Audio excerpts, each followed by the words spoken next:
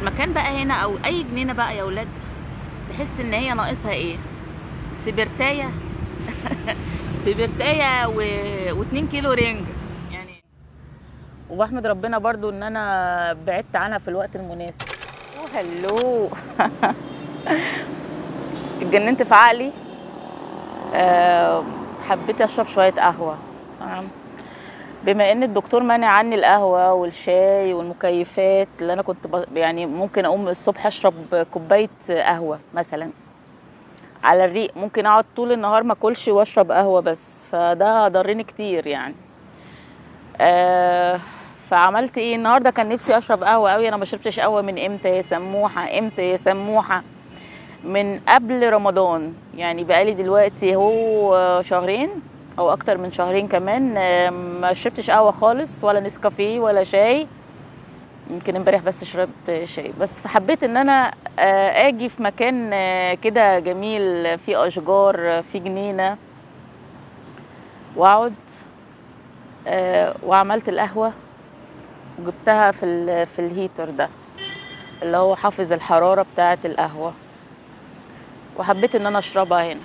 حبيت اشرب القهوه النهارده في يعني، كنت طبعا حوالين كده السوق، فقلت ان انا اقعد شويه واشرب القهوه بتاعتي في الجنينه بتاعه قصر عابدين.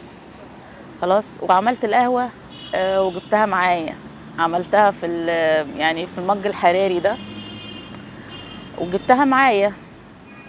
بقالي كتير قوي ما قعدتش في جنينه. كانت اخر حاجه روحتها جنينه الحيوانات في العيد، والله وحشتني يعني. ومن ساعتها بقى ما حسيتش بالهوا كده، بالهوا اللي موجود في الجناين بس. فبحاول ان انا ايه اشربها، اشرب قهوه، اشربها. معليش انا ما عندهاش دم. عادي عادي. حبيت اشرب قهوه في الجنينه كده. طبعا هي ناس سخيفه شويه. في ناس سخيفه وفي ناس كويسه، بس عادي انا مع نفسي ومع كوبايه القهوه بتاعتي. والله بقالي كتير قوي ما شربتش قهوه، اقسم بالله يعني 2.5 كتير بالنسبه لي يعني. وبحمد ربنا برضو ان انا بعدت عنها في الوقت المناسب، لان كنت في اوقات يعني خلاص بقى ما كنتش بقدر اعيش من غيرها، وهي ودتني في 60 داهيه في حاجات كتير دون ذكر الحاجات. بس هي على قد ما هي انتي اوكسيدانت ومضاد اكسده وكده، بس هي برضو فيها حاجات مضره كتير للجسم. الافراط فيها يعني يعني لما انت تقوم من النوم وتشرب كوبايه ومن غير اكل، وتقعد طول النهار من غير ما تاكل،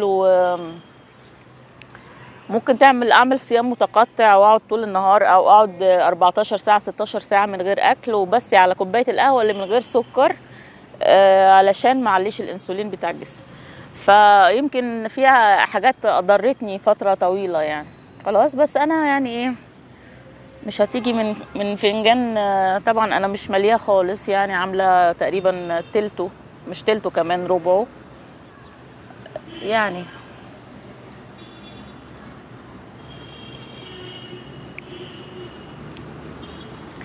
بس اي حاجه ادمان انت ممكن تبعد عنها يعني. هي مش فارقه معايا دلوقتي، بس انا كنت حابه ان انا بس ايه، التيست بتاعها وحشني. لكن انا كبني ادمه، انا اي حاجه ممكن ابطلها في اي وقت يعني. الرجيم علمني كده، الرجيم علمني ان انا في اي وقت ممكن ابطل اكل، في اي وقت ان انا امشي على نظام غذائي، في اي وقت حاجه هتألمني او حاجه هتضر بجسمي انا هوقفها على طول. وانا بحاول، ادعولي. المره اللي فاتت احنا صورنا قصر عابدين، ولو عايزين اصور بقى الجزء التاني من قصر عابدين علشان تشوفوه، يمكن دي الجنينه اللي انا قاعده فيها قصاده على طول. تمام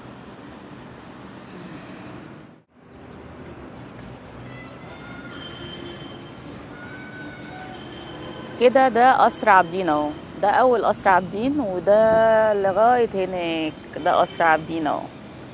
ممكن انا صورت في الفيديو اللي فات قصر عابدين كله، يعني ده من اتجاه واحد طبعا، وهناك في الجنينه التانية، ودي الجنينه الرئيسيه الكبيره بتاعت قصر عابدين اللي انا قاعده فيها دلوقتي.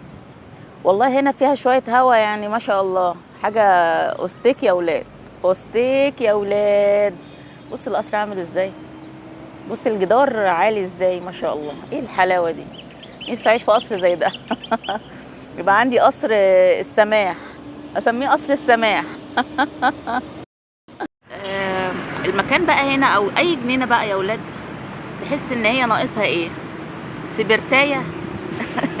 سبرتايه و2 كيلو رنج، يعني يعني كل واحد ياخد رنجايه كده ولا حاجه، ويقعد يشوي بقى، وازازه زيت وشويه بصل اخضر.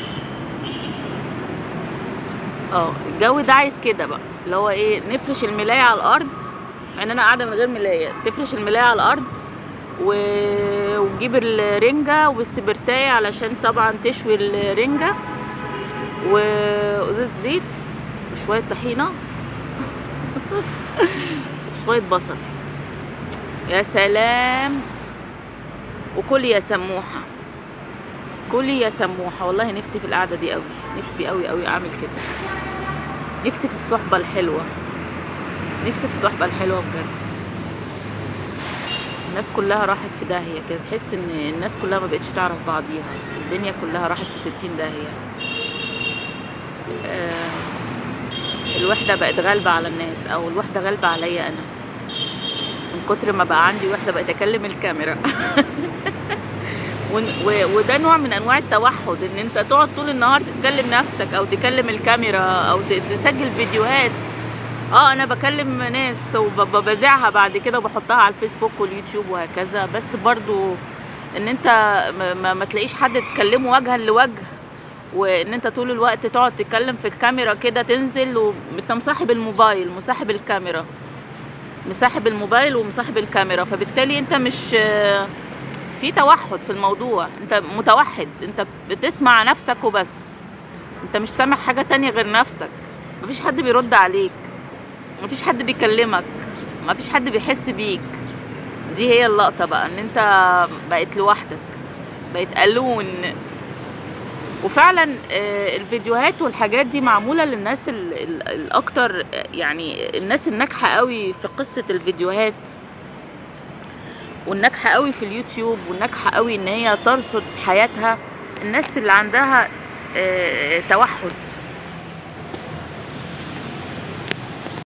الناس الناجحة في الموضوع ده اكتر يا ولاد الناس اللي عندها توحد فعلا. لان انا لما قريت عن الاوتيزم او التوحد، هو انسان عبقري جدا، ان هو ممكن يرصد لك حياته بسهولة، ان هو ممكن يعيش لوحده، هو مش عايز حد معاه لان هو مكتفي بذاته. حياته هو طول النهار عايش مع نفسه، بيكلم نفسه، بيشوف نفسه. وعبقري، يعني ممكن يذاكر ويحصل ويمتحن ويجيب اعلى الدرجات، بس هو نو كوميونيكيشن، هو ما بيقدرش ان هو يتواصل مع حد، ما يقدرش يقعد يرغي كده مع حد، ياخد ويدي، يعني مش الحكايه مش وان واي ان انا اقعد اتكلم عن نفسي وبس، لا، ما انا بسمع وبرد. هو ما عندوش النقطه دي، هو بس عايز يتسمع وعايز يتكلم. فبالتالي الناس اللي تنجح قوي في قصه اليوتيوب وقصه ان هو يقعد يتكلم كتير ويقعد يرصد حياته وتفاصيل حياته، ان هو كل خروجه بيكلم الكاميرا، موبايله هو صاحبه الوحيد، ده نوع من انواع الاوتيزم. اللي انا فاهماه من دراستي ان الاوتيزم ده حاجه يعني مخلوق بيها، يعني ده عيب خلقي او مش عيب خلقي، هو يعني زي مثلا واحد بيتخلق عنده مرض معين، هو كده ربنا خلقه كده، بيتعدل بتعديل سلوكي، بيتعدل تعديل سلوكي. لكن انا بتكلم عن المشكله ان انا ما كنتش كده. ان انا مش اوتيزم اصلا، ما عنديش اوتيزم اساسا يا ولاد ولا اعرفه، بس انا اكتسبته من الحياه. انا قاعده لوحدي، انا طول النهار قاعده لوحدي تقريبا، او قاعده مع نفسي في اوضتي بكلم الحيطه، ولما بتضايق بمسك الموبايل اتكلم معاه او اصور نفسي واتكلم، وبلاقي نفسي في القصه دي جدا، ما بقيتش اتضايق منها ولا تبقى عبء عليا، لا، بحس ان هي بتطلع انرجي وطاقه جوايا. فانا خايفه اكون اكتسبت المرض ده. يعني ربنا خلقني سويه وانا اللي عملت في نفسي كده بالقعده لوحدي والاكتئاب يعني بشرخ مع نفسي قوي ان هو خلاص بقى انا ما بقتش عارفه اتكلم ولا اتواصل مع حد، وده خطأ. انت كل ما بتبقى ضعيف وبتبقى حياتك سهله. يعني ايه سهله؟ يعني انا تعبان فهنام، بتستسهل. لا، انا تعبان فهقوم، انا تعبان فهحاول، انا تعبان فهقوم اشتغل، هقوم اتدرب، انا رجلي تعباني، لا انا هقوم اتمشى. يعني لازم تجبر نفسك وتعمل حاجه في صالحك، ما تبقاش عكس صالحك. فلازم يبقى فيه قوه ومقاومه اللي انت عايزه. فأسرع عابدين هنا بيفكرني بقى بإيه؟ من وأنا صغيرة كنت ممكن أجي ألعب هنا، ممكن ألعب كورة. طبعا البنات غير الصبيان، بس يعني كنا بنلعب أطفال. فكرني بجنينة الحيوانات. يمكن المكان مش بفلوس زي جنينة الحيوانات، يعني ب5 جنيه، مش فلوس، بس قد إيه أنا بحس بالفرحة فيه، قد إيه أنا بحس إن أنا مبسوطة، بحس إن أنا سعيدة. يعني السعادة فعلا مش بالفلوس ولا بالأموال ولا براجل جميل ولا براجل معاه فلوس، لا، براجل بتحبيه أو مكان بتحبيه. يعني المكان اللي أنا بحبه هو ده اللي ببقى سعيدة فيه، ببقى مبسوطة فيه، ببقى مش حاملة هم، حاسة إن الدنيا كلها ملكاها.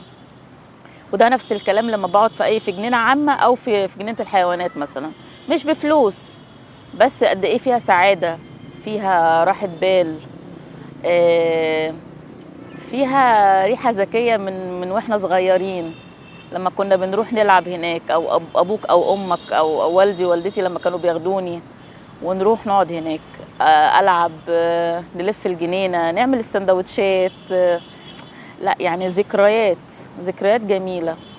ولحد دلوقتي لما بخشها بحس ان انا طفلة. ذكريات برضو الجامعة، لان جامعة القاهرة لازقه في جنينه الحيوانات، ففي فرق في المحاضرات، فرق بين المحاضرات يعني. او مثلا خرجنا في يوم بدري، مش متعودين ان احنا نخرج بدري لان احنا كنا كليه علوم، فالكليه كانت بتقعد فتره طويله نقعد في المعامل وكده، فكان ممكن نقعد من لغايه الساعه 7 بالليل في الكليه تقريبا، محاضرات ومعامل، وعندنا العملي برضو شديد قوي وساعاته طويله. فممكن في يوم بقى نخرج بدري او معمل يتلغي او حاجه، فكنا نروح جنينه الحيوانات. والأورمان برضو كانت قدامنا. ف يعني في عز بقى في شهر 1 مثلا، عارف اللي هو الجو ده، الدنيا فاضيه، وقت امتحانات، هاديه وجميله ولذيذه، انا لازم اصور يوم هناك. يعني دي من اهم الاماكن لازم اصورها هناك. فاتني ان انا اصور في العيد والله، بس يمكن كنت عندي اكتئاب شويه، بس هصور ان شاء الله، هروحها واصور هناك. فالمكان مش بالفلوس ولا بالراجل الحلو الوسيم اللي معاه ملايين الدنيا، لا خالص، الدنيا مش كده. ممكن يبقى معاكي واحد على قده بس بتحبيه، مبسوطة معاه. وممكن يبقى معاكي واحد غني جدا بس مش طايقة تبصي في وشه او مش طايقة تتكلمي معاه. الحكاية مش حكاية فلوس خالص، حكاية السعادة اللي جوه القلب. كل ما القلب يبقى سعيد كل ما الدنيا تبقى جميلة وحلوة في العين. فأنا بحس كده وأنا في الأماكن البسيطة، بحس إن أنا منها وهي مني. ذكرياتها الحلوة، بساطتها بتخليني أنا مبسوطة. يعني حبيت إن أنا أشرب القهوة النهاردة هنا جنينة قصر عابدين شوية كده، وهقوم بقى أروح أشوف أنا هشتري إيه من السوق وهعمل إيه النهاردة. هتاكلوا إيه النهاردة؟ هتاكلوا إيه النهاردة يا ولاد؟ يلا أراكم قريبا، see you soon في حلقة جديدة مع سموحة. يلا أراكم قريبا يا ولاد، باي باي.